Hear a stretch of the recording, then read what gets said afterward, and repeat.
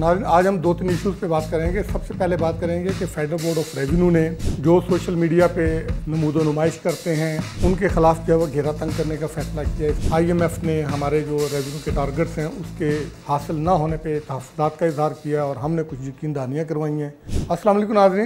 नाज़रीन, मैं हूँ आपका मेज़बान इरशाद अंसारी और आप देख रहे हैं एक्सप्रेस न्यूज़। नाज़रीन, आज हम दो तीन इश्यूज़ पे बात करेंगे। सबसे पहले बात करेंगे कि फेडरल बोर्ड ऑफ रेवेन्यू ने जो सोशल मीडिया पे नमूदो नुमाइश करते हैं उनके ख़िलाफ़ जो है वो घेरा तंग करने का फ़ैसला किया। इसी तरह जो बड़ी कीमती प्रॉपर्टीज़ रखते हैं लेकिन वो टैक्स नेट में नहीं है या अपनी जो है वो मालियत से कम टैक्स देते हैं उनके ख़िलाफ़, इसी तरह ज्वेलर्स के ख़िलाफ़ तो उन्होंने शुरू कर भी दिया है, नोटिस जारी भी करना शुरू कर दिए हैं। इसी तरह डॉक्टर्स, वकला, चार्टर्ड अकाउंटेंट्स, इनके ख़िलाफ़ कार्रवाई करने जा रही है। इसकी डिटेल बताएंगे और इसकी वजह बताएंगे कि किस वजह से ये करने जा रहे हैं। और इसी से जुड़ा चूँकि IMF का हालिया दौरा है उस पर भी बताएंगे कि IMF का वफ़द इस वक्त पाकिस्तान में मौजूद है। पाकिस्तान और IMF के दरमियान मुज़ाकरात का आज दूसरा दौर हुआ है, उसकी तफसील बताएंगे कि IMF ने हमारे जो रेवेन्यू के टारगेट्स हैं उसके हासिल ना होने पे तहफ़्फ़ुज़ात का इज़हार किया और हमने कुछ यकीन दहानियाँ करवाई हैं। वो क्या यकीन दहानियाँ करवाई हैं उसकी डिटेल बताएँगे। और साथ ही जो अक़वाम मुत्तहिदा की जो जनरल असम्बली का इजलास है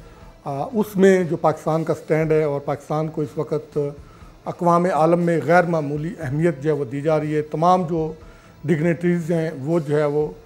इस वक्त पाकिस्तान पे नज़रें जो है वो रखी हुई हैं और उसमें जो पाकिस्तान के वज़ीर आज़म हैं और आर्मी चीफ़ जो उस इजलास में के मौके पे मौजूद थे, तो तमाम शख्सियात जो हैं वो आलमी उनकी जो है वो झुकाव जो है वो इन पाकिस्तानी शख्सियात की तरफ हैं और पाकिस्तानी जो क़यादत है उनके साथ मुलाकातें अहम हो रही हैं। डोनाल्ड ट्रंप की मुलाकातें हुई हैं, अभी जो है वो वज़ीर आज़म ख़िताब भी करेंगे, उस पर तो हम अलग से आपको डिटेल बताएंगे कि लेकिन अभी जब इजरायली जो वज़ीर आज़म थे नेतन्याहू जब वो ख़िताब के लिए आए तो पाकिस्तान समेत पूरी जो मुस्लिम बरादरी थी वहाँ पे जो पूरे मुस्लिम ममालिक थे उन्होंने उस वक्त जो है वो वाकआउट किया। ये एक अच्छा साइन था उम्मत मुस्लिमा के लिए और इकॉनमी का भी इस पे पाकिस्तान पे बड़ा इम्पैक्ट आया है। मुल्क की स्टॉक मार्केट ने जो है वो नए रिकॉर्ड कायम किए हैं। ये सारी सूरत हाल जो है वो हम डिस्कस करेंगे और इसके बरक्स इंडिया के इस पे जो नेगेटिव असरात हुए हैं। आज इंडियन स्टॉक मार्केट बैठी भी है और ट्रंप की तरफ से जो इंडिया पे जो मज़ीद पाबंदियाँ भी लगाई गई हैं उससे जो इंटरनेशनल मार्केट में ख़ासकर अमेरिकन मार्केट में जो क्वेश्चन पैदा हो रहा है उसका पाकिस्तानी इकॉनमी पे क्या असर पड़ेगा, पाकिस्तानी एक्सपोर्ट पे क्या असर पड़ेगा, उस पर थोड़ी सी गुफ्तगू करेंगे। प्रिसाइजली सबसे पहले हम बात करेंगे कि जो FBR इक़दाम उठा रहा है क्योंकि IMF का पाकिस्तान में वफ़द आया हुआ है और पाकिस्तान की तरफ से जो डेटा शेयर किया गया उसमें डेफिनेटली कुछ प्रॉब्लम्स थे, कुछ जो शराइत थी वो हमने पूरी कर दी थी, कुछ नहीं पूरी हो सकती थी, कुछ अहदाफ हासिल नहीं कर सके थे। उसमें सबसे जो अहम जो मसला था वो रेवेन्यू का था। रेवेन्यू का टारगेट हम अचीव नहीं कर सके थे, ना हम पिछले साल का टारगेट अचीव कर सके थे, ना जो है वो इस साल की पहली तिमाही का टारगेट हासिल होता हुआ जो है नज़र आ रहा है। और IMF ने जो पिछले माली साल का हदफ था 12,970 अरब रुपए का वो हासिल ना होने पे तहफ़्फ़ुज़ात का इज़हार किया था और उस पर पाकिस्तान ने जो उसको वजूहात बताई हैं उसमें सरफ़हरिस्त जो बताया गया था कि पाकिस्तान में महंगाई की जो शरह है वो काफ़ी कम हुई है और उससे आम आदमी को जहाँ रिलीफ मिला है वहीं महंगाई में कमी की वजह से वो जो इन्फ्लेशन की वजह से जो एडिशनल रेवेन्यू आता है वो नहीं आया। और दूसरी जो बुनियादी वजह बताई गई है कि इस वक्त जो FBR का खरबों रुपए का जो रेवेन्यू है वो लिटिगेशन में फंसा हुआ है और वहाँ से जो है वो उस तरह से मामलात और टैक्स के जो केसेस हैं वो जल्दी और फौरी तौर पे जो है वो वहाँ से सेटल ना होने की वजह से और डिसीजन ना होने की वजह से रेवेन्यू में जो है वो कमी हुई है। कोई 250 अरब रुपए का जो है वो फिगर दिया गया कि 250 अरब रुपया लिटिगेशन की वजह से हासिल नहीं हो सका और ख़दशा ये ज़ाहिर किया जा रहा है कि जो रवां सहमाई है 3.1 ट्रिलियन का जो हदफ है वो भी शायद हासिल ना हो पाए, वो भी इसी वजह से। और इस सहमाई के हदफ के अदम हसूल में एक हिस्सा जो है वो सैलाब की तबाहकारियों का भी है। तो ये IMF को बताया गया और साथ ही IMF को ये यकीन दहानी भी कराई गई है कि हम जो है वो एडिशनल मेजर लेके एडमिनिस्ट्रेटिव मेजर और दूसरे जो इक़दाम हैं वो लेके तो हम इस जो शॉर्टफॉल है इसको पूरा करने की कोशिश करेंगे। साथ ही NFC भी डिस्कस हुआ है और बताया गया है कि NFC की तश्कील नो कर दी गई है और उस पर अब तक जो पेशरफ्त हुई है उसके बारे में IMF को आगाह किया गया है और ये भी बताया गया है कि सूबों के साथ मुशावरत जो है वो जल्द मुकम्मल कर ली जाएगी और कोशिश की जाएगी कि नया NFC अवार्ड लाया जाए और उस अवार्ड के तहत जो है वो सूबों को अगले माली साल से कोशिश की जाएगी कि फ़ंड्स की कौमी मुआवजे की तकसीम की जाए। और साथ ये वजह भी बताई गई कि इकॉनमी की जो एक्टिविटीज़ हैं वो भी सुस्त रवि का शिकार रही हैं। वो भी एक वजह थी कि जिसकी वजह से हमारा जो है वो रेवेन्यू का टारगेट अचीव नहीं हो सका, टैक्स टू जीडीपी की शरह जो है वो अचीव नहीं हो सकी। और साथ ये बताया गया कि हम एडिशनल मेजर ले रहे हैं और उसमें जो सेक्टर्स अंडर प्ले कर रहे थे, अपनी सलाहियत से कम टैक्स दे रहे थे, उसमें जो इकदाम उठाने जा रही है हुकूमत और FBR, वो भी उनको बताया गया। और उसमें बताया गया कि ज्वेलर्स जो हैं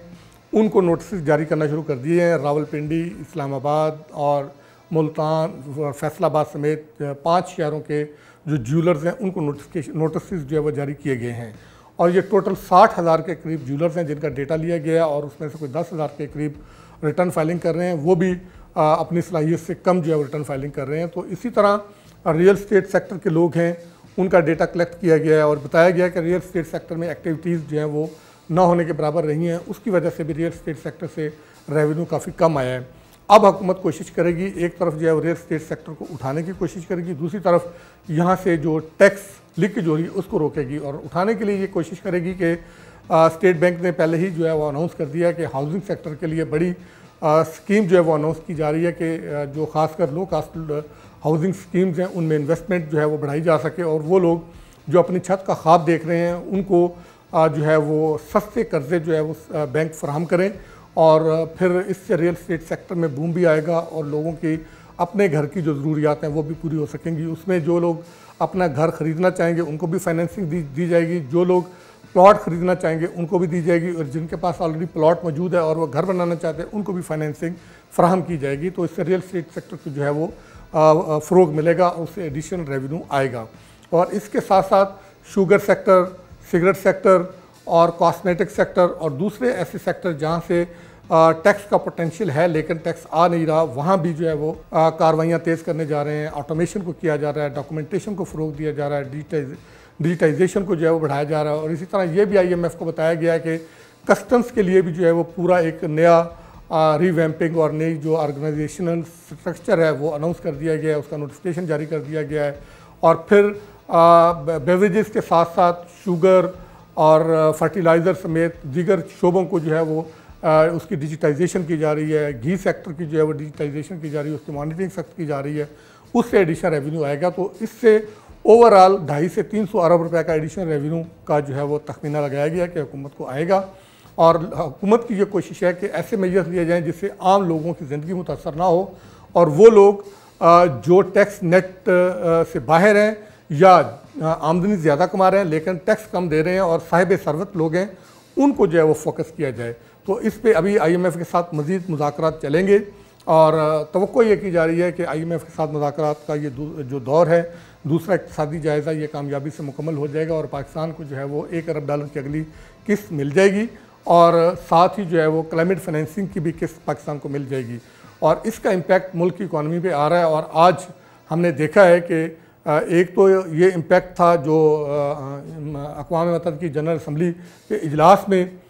जो पाकिस्तान को गैर मामूली जो है वो अहमियत जो दी जा रही है और पाकिस्तान की तरफ से जो स्टैंड लिया गया और उस पाकिस्तान के साथ जो फाइनेंसिंग के हवाले से, इकॉनमी के हवाले से जो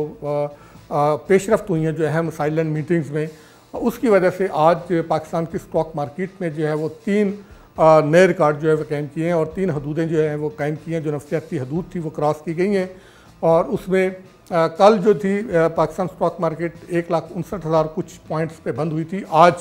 उसने 1,60,000 की नफसियाती हद अबूर की, फिर 1,61,000 की हद अबूर की और फिर 1,62,000 की हद जो है वो अबूर की और 2900 पॉइंट्स के लगभग जो है वो आज इजाफा देखने में आया है। ये मुल्क की इकॉनमी पे जो है वो सरमायाकारों के एतमाद का एक मज़हर है और अगर ये इसी तरह जो है वो बरकरार रहती है सिचुएशन, तो इससे मुल्क की इकॉनमी को मज़ीद जो है वो फ़रोग़ मिलेगा। और दूसरी तरफ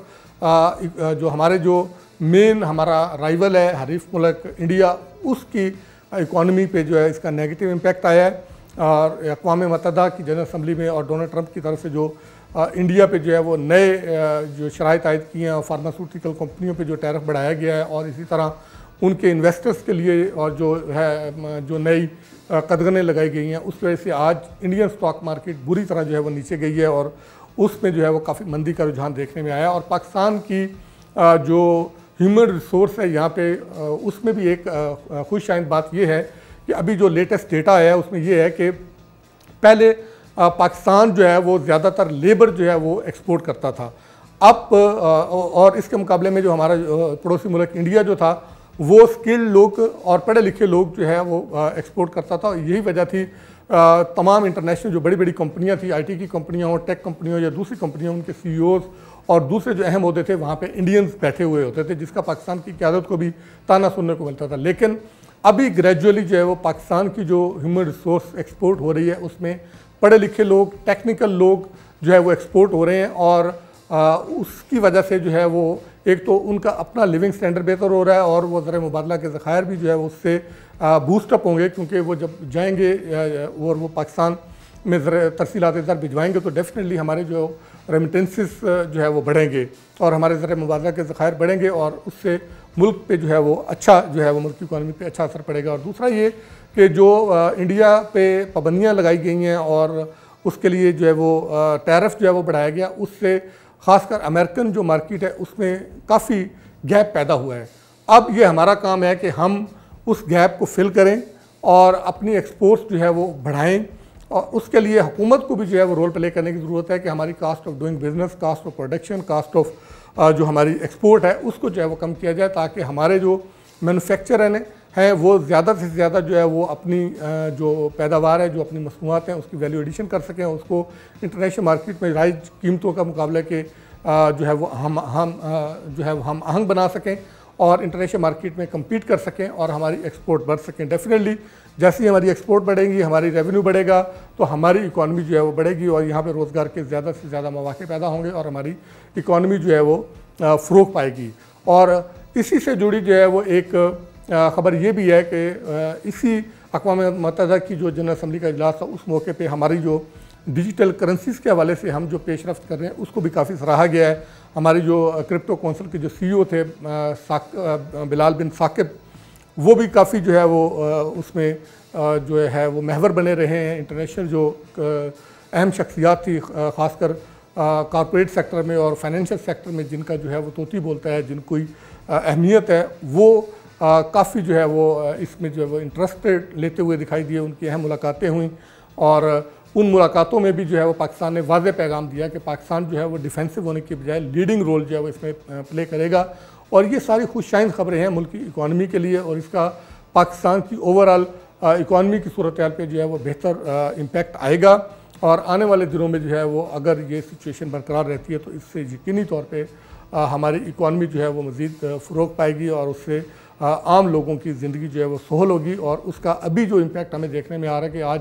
तीसरा हफ्ता है कि जो स्टैटिस्टिकल ब्यूरो की महंगाई की रिपोर्ट आ रही है उसमें महंगाई का ग्राफ बतदरीज नीचे आ रहा है। आज जब हम आपसे बात कर रहे हैं कि आज भी जो रिपोर्ट जारी की है उसमें भी जो है वो 0.16%